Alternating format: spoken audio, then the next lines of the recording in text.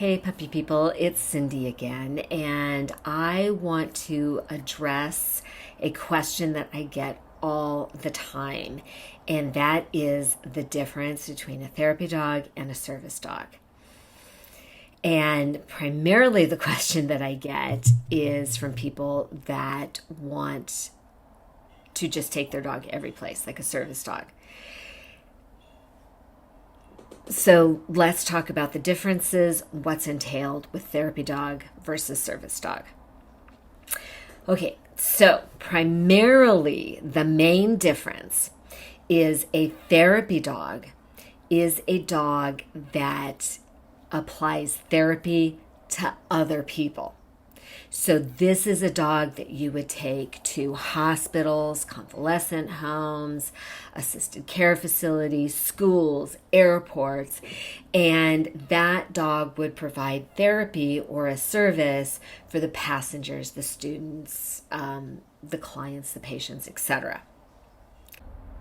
So it is the service dog that legally can accompany their owner anywhere in public spaces or private spaces, so they can live with their owner wherever, because they provide a service for the health and well-being of the owner.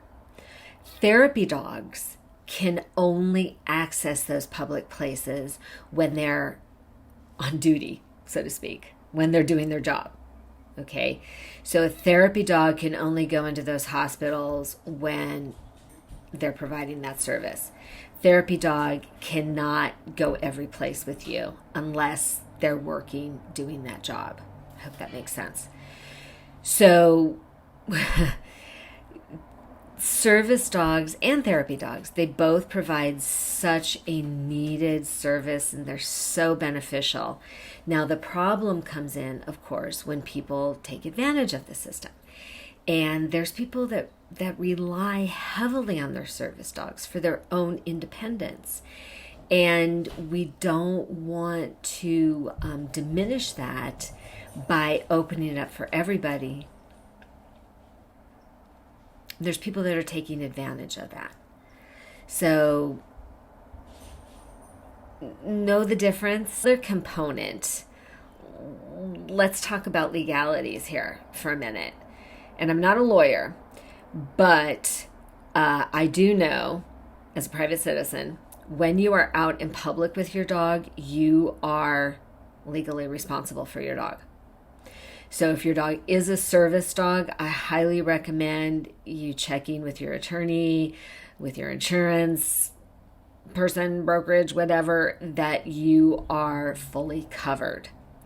One of the benefits to doing therapy dog work, rather than just doing an individual thing, is the therapy dog organizations will have their insurance coverage. So you are covered legally by that. I do like to mention this because it's a reality, especially those of you living here in California. Well, in the United States in particular. I mean, we're very litigious, and people can sue you for any reason, whether or not your dog did anything. So whether your dog is a service dog, therapy dog, or just your buddy hanging out for the afternoon, so imperative that they be well trained.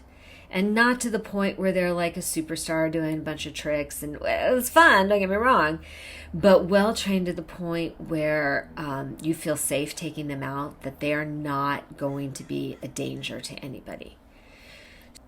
So therapy dog, service dog, those are the main differences. Now, when it comes to certification, it's a very gray area.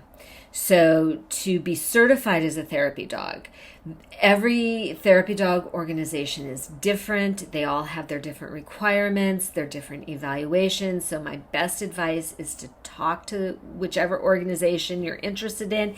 If you're not sure what organization you want to go with, if there's a facility that you would like to take your dog, like a certain hospital or whatever, I would talk to them and see who they use, because a lot of hospitals will only use like one or two organizations.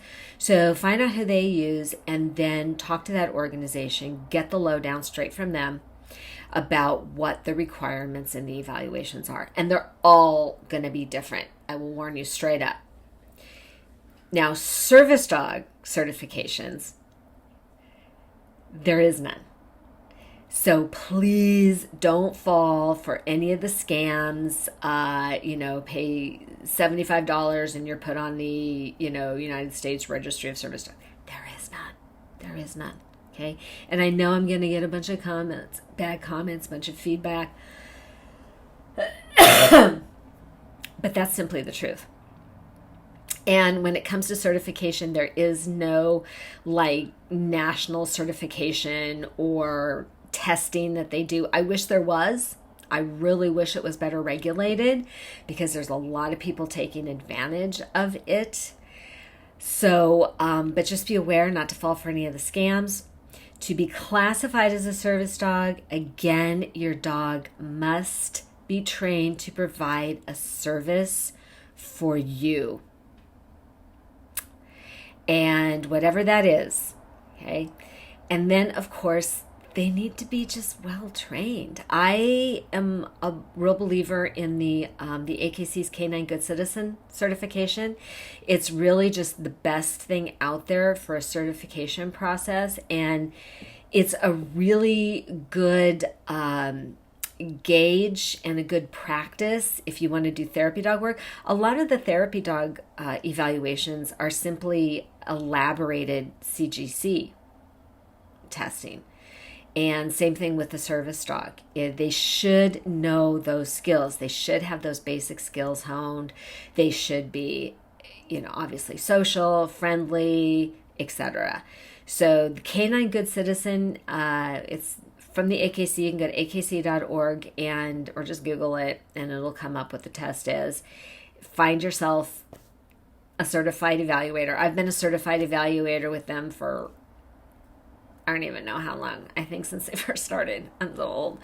But that is a great practice for both the service dog and the therapy dog work that your dog is going to do. So anyway, I hope this helped clarify it a little bit. I know it's a little convoluted and it's not real clear. And again, I wish there was a national register of service dogs. I wish there was a certification process. I wish there was a testing process for them.